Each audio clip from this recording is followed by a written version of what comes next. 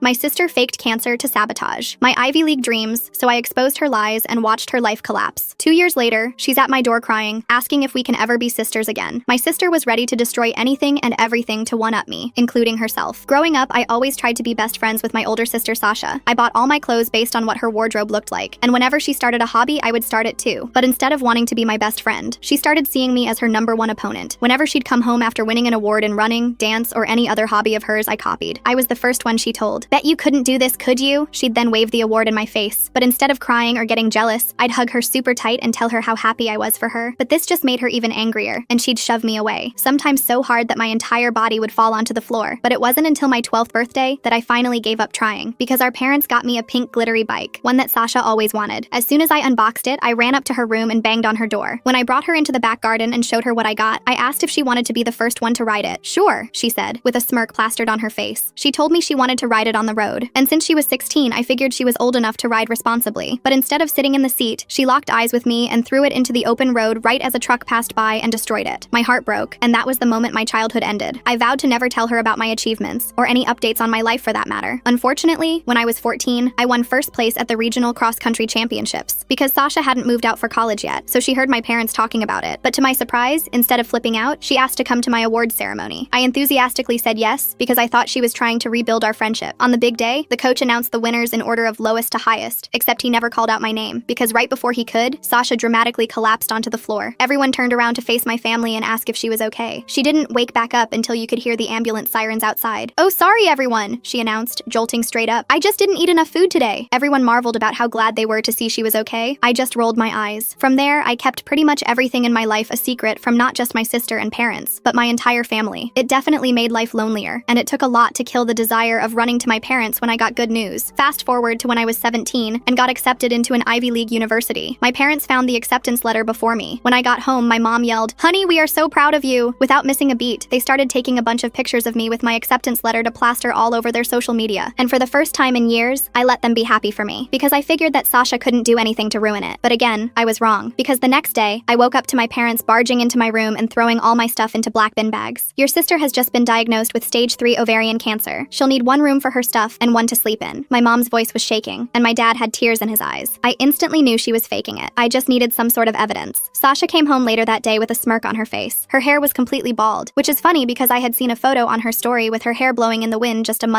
weeks back. Still, she lied down and slept, said the cancer was tiring her out. That night, I cooked her favorite meal, luring her into delusional security. After 2 weeks of me sleeping on the couch, Sasha hosted a party to commemorate her own bravery. She invited everyone we knew, including some girls from my class.